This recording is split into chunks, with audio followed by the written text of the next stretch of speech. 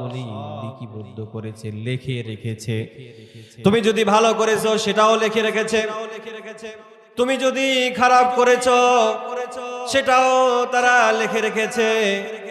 এরপরে যখন আমরা বুঝতে পারবো এটা আমারই আমলনামা, সেই দিন কিন্তু আমরা আবার কিন্তু চেষ্টা করব আরেকটা মিথ্যা বলে আমরা বাঁচার চেষ্টা করব।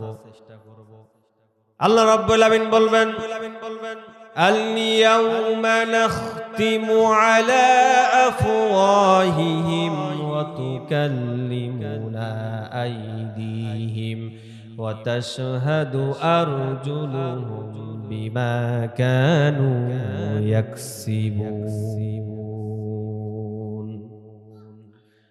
আল্লাহ তাআলা সঙ্গে সঙ্গে আমাদের জবানটাকে বন্ধ করে দিবেন।